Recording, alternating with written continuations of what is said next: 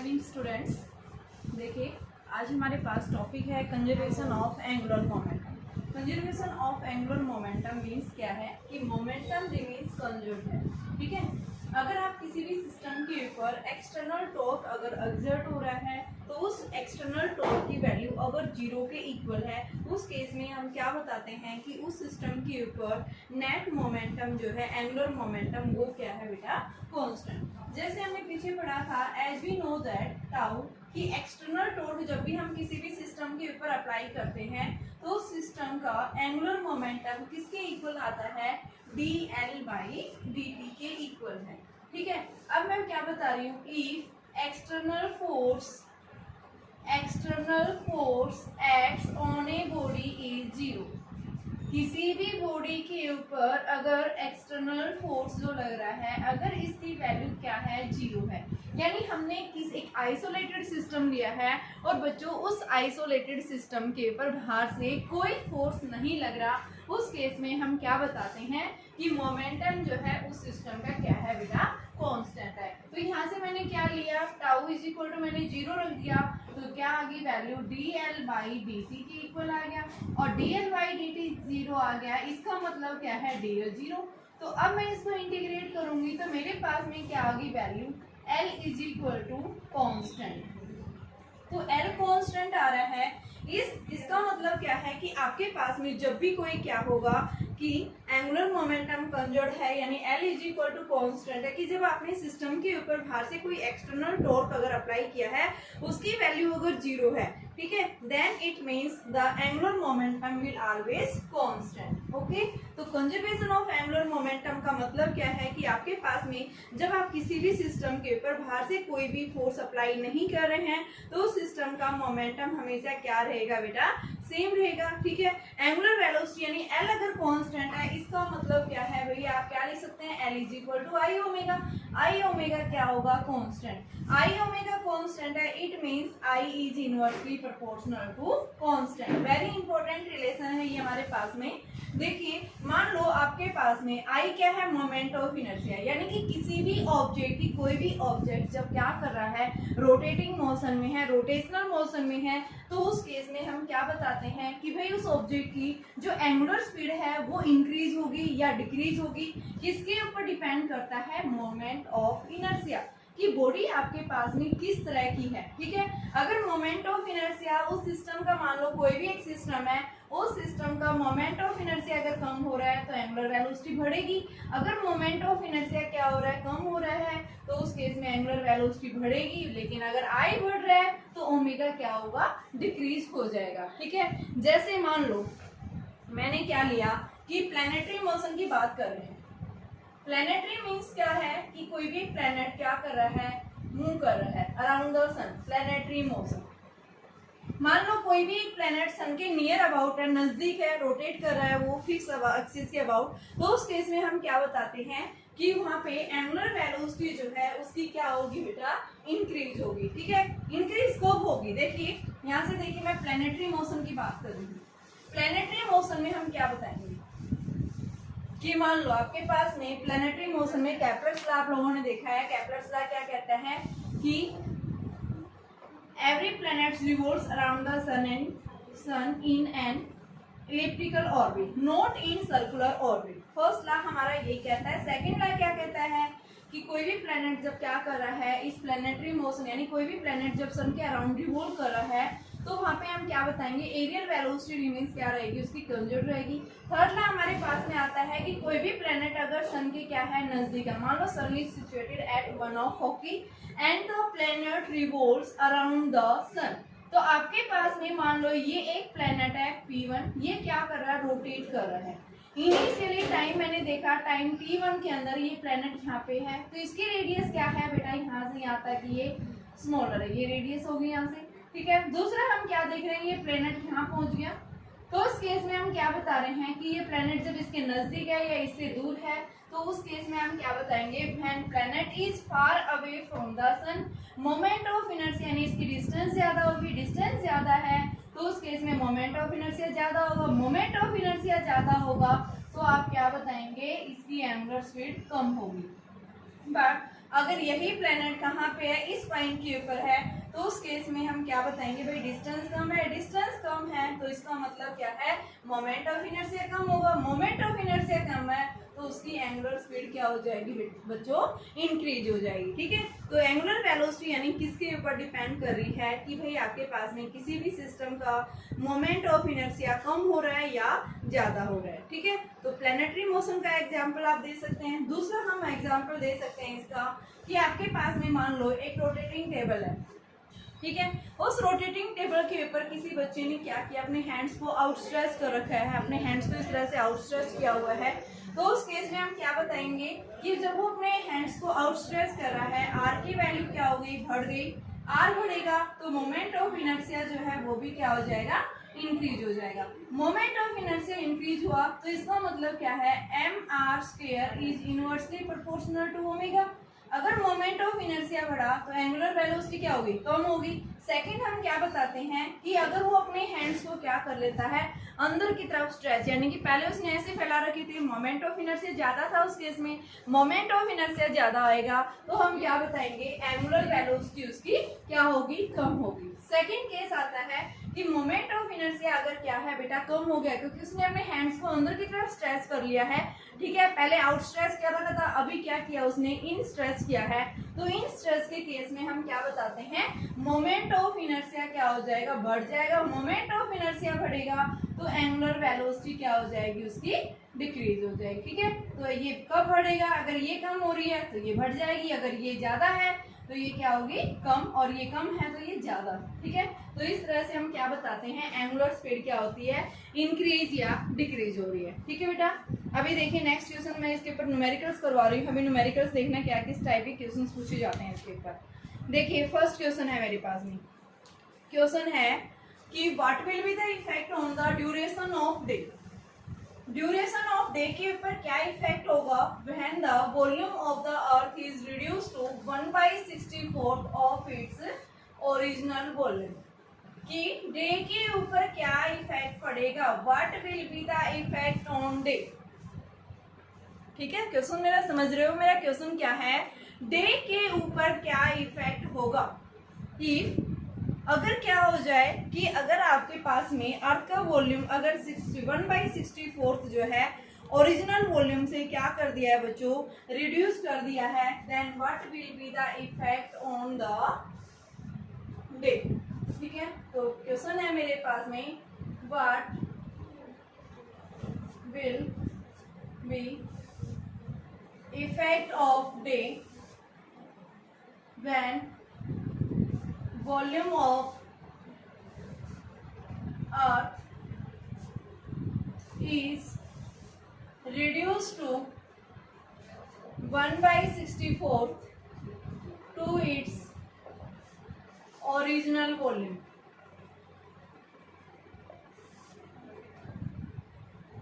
Original volume से क्या कर दिया, 1/64 रिड्यूस कर दिया है। उस केस में वहां पे क्या वैल्यू आएगी, डे के ऊपर क्या इफेक्ट पड़ेगा। ठीक है, तो देखिए अर्थ का पूछ रहा है यहाँ पे। ठीक है, तो सबसे पहले हम क्या देखेंगे, किसके ऊपर इफेक्ट पड़ रहा है बेटा, वॉल्यूम चेंज हो रहा है। तो सबसे पहले ओरिजिनल वॉल्यूम। ओरिजिनल वॉल्यूम क्या है अर्थ का, मान लो ये आपके पास अर्थ है, अर्थ की रेडियस क्या है, सेंटर से आर दे रखी है। ठीक है, तो ओरिजिनल वॉल्यूम क्या आ गया, 4/3 पाई आर क्यूब हो गया। अब इसको क्या किया गया है कि रिड्यूस कर दी गई है इसकी रेडियस को, तो वॉल्यूम जो है volume reduce to, volume is reduce, v dash will be equal to v/64, where v original volume है 1/64 इंटू में 4/3। देखो इसने बोला है कि आपके पास में v डैश की वैल्यू जो है बेटा वो क्या है, v बाई आपके पास में किसके इक्वल आ रही है, वैल्यू आ रही है, और यहाँ से हम इसकी वैल्यू रख देंगे 4/3 पाई आर ए क्यूब। ठीक है, अब मुझे निकालना क्या है, डे के ऊपर इफेक्ट देखना है। तो डे के ऊपर इफेक्ट देखने के लिए सबसे पहले ये भी हमारे पास वॉल्यूम अर्थ का, ये भी क्या है वॉल्यूम, अर्थ का वॉल्यूम जो है वो रिमेन्स क्या रहेगा, कांस्टेंट। तो v बराबर v dash is equal to 4/3 pi R cube is equal to, यानी मुझे क्या निकालना है यहाँ से, आर डैश की वैल्यू पे इफेक्ट देखना है कि what will be the effect on the R dash. ठीक है, तो आर डैश हमारे पास में यानी वी डैश है, तो यहाँ से हमारे पास में इसकी जो वैल्यू आएगी वो भी क्या आएगी बेटा आपके पास में आर डैश। वी डैश है यहाँ से इसके अकॉर्डिंग देखो एक बार आप यहाँ से देखिए, V dash is equal to V, तो ये वी डैश की value 4/3 pi R dash cube is equal to 1/64 into में 4/3 पाई आर क्यूब। आपके पास ये से कैंसिल हो गया, आर क्यूब कितना आ गया, R dash is equal to R upon में 4, यानी आर डैश वैल्यू आ गई r/4। अब हम क्या करेंगे, by conservation of angular momentum का कॉन्सेप्ट अप्लाई करेंगे। तो कंजर्वेशन ऑफ एंगुलर मोमेंटम क्या कहता है, by using conservation of angular momentum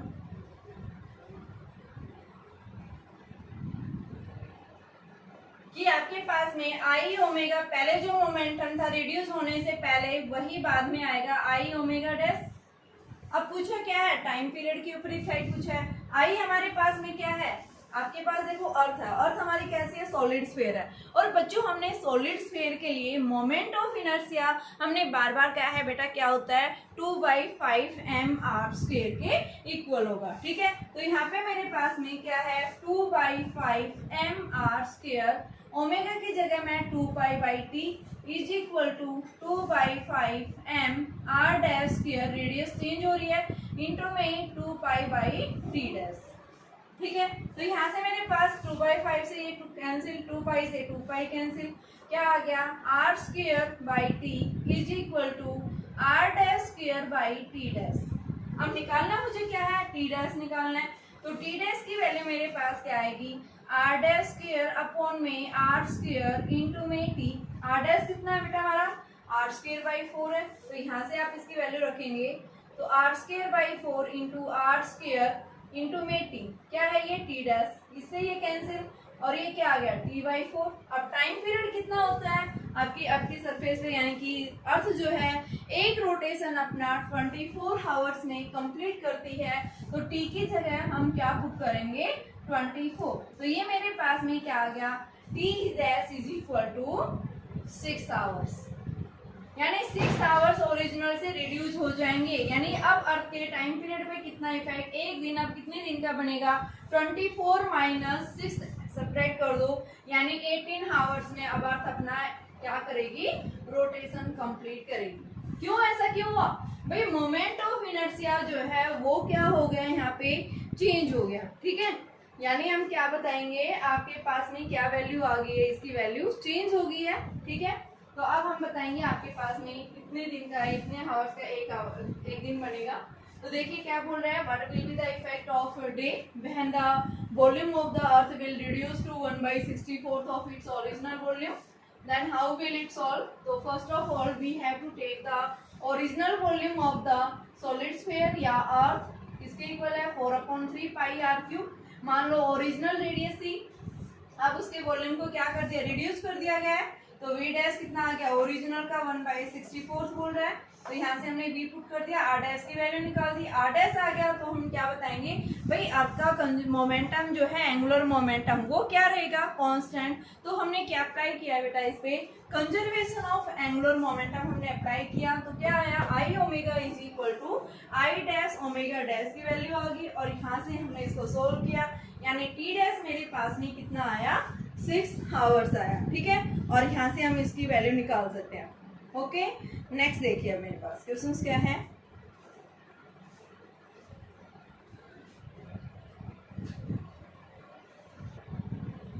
देखिए स्टूडेंट्स, अभी सेकंड क्वेश्चन आपके पास में क्या दिया हुआ है, मैक्सिमम और मिनिमम डिस्टेंस है कॉमेट की सन से, कितनी डिस्टेंस है, मैक्सिमम डिस्टेंस आपके पास में कितनी दे रखी है, आर मैक्सिमम हमारे पास गिवन है 1.4 × 10⁻12 metre, and the minimum distance is given 7 × 10⁻10 metre. Okay, if its velocity nearest to sun, यानी कि आपके पास में जब ये कॉमेट सन के नियरेस्ट है, उस केस में उसकी नियरेस्ट वेलोसिटी जो है, यानी कि नियरेस्ट मीन्स v मिनिमम है आपके पास, कितना दिया हुआ बेटा 6 × 10⁻14 metre per second. Okay, what is the velocity in the farthest position, यानी कि वी मैक्सिमम हमें क्या करना है, निकालना है। Okay, assume that path of comet in both the instantaneous position is circular. आपको क्या अज्यूम करना है, ये दोनों केसेस के अंदर जब वो प्लैनेट सन के नियर है या उसे फारदर्स है,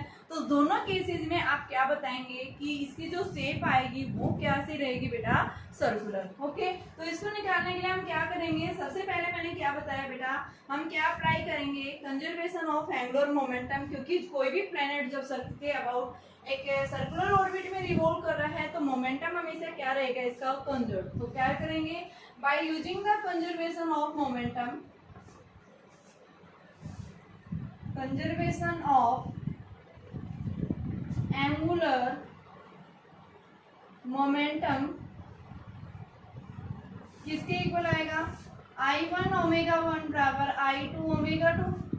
I1 किसके इक्वल है, m1 r1 स्क्वायर इंटू में ओमेगा 1 की जगह देखो v is equal to r omega पड़ा है, तो ओमेगा क्या आ गया, v बाई r। मान लो ये नियरेस्ट है ये, तो यहाँ पे मैं v1 बाई r1 बराबर m2 r2 स्क्वायर इंटू में v2 बाई r2, r2 से r2 cancel, m1 v1 r1 बराबर m2 v2 r2। ठीक है बेटा, अब हम यहाँ से सबकी वैल्यू पुट कर सकते हैं। मास की वैल्यू देखो आपके पास में कैसा है, ये कॉमेट है, कॉमेट का मास दोनों केसेस में सेम रहेगा, ओनली v1 r1 ये सब चेंज हो रही है। हमें निकालना क्या है, v2 निकालना है मैक्सिमम केस में, तो v2 मेरे पास क्या आएगा, v1 r1 अपॉन में r2। हम सारी वैल्यूज यहाँ से पुट करेंगे, तो देखिए आपके पास में v1 की वैल्यू किसके इक्वल है, यानी 7 इंटू 10⁻10 एंड r1 आपके पास कितना है, 1.4 इंटू 10⁻12 अपॉन r2 की वैल्यू हमें क्या दी हुई है बेटा, r2 नहीं दिया हुआ, आपसे क्या पूछा है, यहाँ से वेलोसिटी दे रखी है। देखो क्वेश्चन के अंदर आपसे वेलोसिटी पूछी है, तो ये r दिया हुआ है, r मैक्सिमम। ठीक है, तो ये r मैक्सिमम यानी 6 इंटू 10⁻, ये r मैक्सिमम बेटा ये है, r मैक्सिमम की वैल्यू हमारे पास 1.4 इंटू 10⁻12 है। ओके, तो हम इसको सॉल्व करेंगे तो आपके पास में वैल्यू आ जाएगी v1 इंटू में r1 की वैल्यू आपके पास में बेटा 7 इंटू 10⁻10 है, और v1 हमारे पास में कितना है, देखो मिनिमम की वेलोसिटी यहाँ से आपके पास r मैक्सिमम r मिनिमम, ये क्या है r v मिनिमम, तो v मिनिमम कितना है 6 गुना 10⁻14, r मिनिमम कितना है 7 इंटू 10⁻10 एंड आपके पास r मैक्सिमम कितना है, ये गिवन है। ओके, तो यहाँ से हम इसको सॉल्व करेंगे, 10 से 10 कैंसिल, 2 से ये 2 कैंसिल, और इसको हम करेंगे तो आपके पास ये वैल्यू जब आप इसको सॉल्व करते हैं तो v2 की वैल्यू हमारे पास में कितनी आ जाती है, 3000 मीटर पर सेकंड। ये क्या आएगी हमारे पास में, इसकी वैल्यू आ जाएगी। नेक्स्ट क्वेश्चन देखिए, इसी टाइप का एक क्वेश्चन और दे रखा है आपके पास में। क्वेश्चन क्या दिया हुआ है, एक हॉरिजॉन्टल डिस्क है, एक हॉरिजॉन्टल डिस्क है, क्या कर रही है, रोटेट कर रही है एक वर्टिकल एक्सिस से, जो कहाँ से पास हो रही है, passing through its centre, makes 180 revolutions पर मिनट। एक हॉरिजॉन्टल डिस्क है, एक वर्टिकल एक्सिस है, उस एक्सिस के अबाउट क्या कर रही है बच्चों, वो रोटेट कर रही है। ठीक है, डिस्क है, डिस्क रोटेट कर रही है एक वर्टिकल एक्सिस के अबाउट। देखिए मैं कैसे बता रही हूँ, मान लो आपने अपनी उंगली में एक छल्ला डाला, एक रिंग ली, रिंग को आप घुमा रहे हैं। ठीक है, तो क्या होगी आपकी ring X as a axis, vertical axis, and जो आपका जो रिंग है वो क्या है आपके पास में डिस्क टाइप में है। ठीक है, तो यानी इस तरह से बताया है कि एक आपके पास एक्सिस है वर्टिकल, इस तरह से क्या हो रही है, एक डिस्क जो है रोटेट कर रही है, through its centre makes 180 revolution per minute. Frequency कितनी है, यानी कि 180 रिवोल्यूशंस पर मिनट, एक मिनट में 180 रिवोल्यूशंस ले रही है, यानी फ्रीक्वेंसी है। A small piece of wax of mass 10 gram falls vertically on the disc. क्या कह रहा है, 10 ग्राम जो है इसके ऊपर क्या आ गया, एक मास जो है वैक्स अटैच कर दिया गया है, and address to it at a distance of 8 centimetre from it axis. अब क्या कह रहा है कि अब वो कहाँ पे जो है क्या कर रही है बेटा, वो कि उसके अंदर जो मास ऐड कर दिया, पहले जो मास था उसके अंदर एक मास और ऐड कर दिया, और अब उसकी जो डिस्टेंस है वो कितना है, 8 सेंटीमीटर की डिस्टेंस के ऊपर उसको फिक्स किया हुआ है, यानी r जो है वो 8 सेंटीमीटर हो गया। Okay, if the frequency is दस रिड्यूस, अब उसकी जो फ्रीक्वेंसी है वो कितनी रिड्यूस कर दी गई है, 150 रिवॉल्यूशन पर मिनट। इनिशियल ये था, बाद में 150 रिवॉल्यूशन पर मिनट रिड्यूस कर दी गई है। इनिशियली जब रोटेट करी थी ये, अब जैसे उसके साथ एक वैक्स अटैच कर दिया गया है, 10 ग्राम का वैक्स उसके साथ में अटैच कर दिया गया है, तो उस केस में आपके पास में वैल्यू ये आ रही है। ठीक है बेटा, तो यहाँ से पूछा क्या है, calculate the moment of inertia of the disc. ठीक है, जब हमने मान लो कि कोई हमने वैक्स अटैच नहीं की थी, उस केस में मोमेंट ऑफ इनर्शिया कितना था, आई था, और जैसे ही हमने उसके साथ में अटैच कर दिया तो उसका मोमेंट ऑफ इनर्शिया बेटा क्या हो गया, अब चेंज हो गया। ठीक है, मोमेंट ऑफ इनर्शिया कितना मान लेते हैं, I2 मान लेते हैं, फर्स्ट हमने I1 रखा है। ठीक है, अब हम इसको वैल्यू पुट करेंगे तो हमारे पास में वैल्यू देखो क्या आएगी, यहाँ से आपके पास में देखो अलग अलग वैल्यूज दे रखी हैं कि फर्स्ट केस में आपके पास अलग वैल्यू है, सेकंड केस में अलग है। तो देखिए सबसे पहले ओमेगा 1 निकालो, क्योंकि मैं कंजर्वेशन ऑफ मोमेंटम यूज करूंगी, I1 ओमेगा 1 बराबर I2 ओमेगा 2।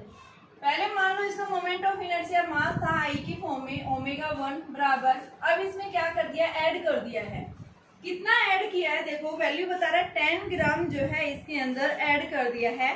ठीक है, इसके अंदर आपके पास में 10 ग्राम जो है मास इसके अंदर बेटा ऐड कर दी गई है उसकी वैल्यू। ठीक है, इसको हम आगे चेंज करेंगे। अभी मैं मान लेती हूँ original moment of inertia I था, बाद में उस 10 ग्राम को mr स्क्वायर की फॉर्म में ले दूँ इंटू में ओमेगा 2।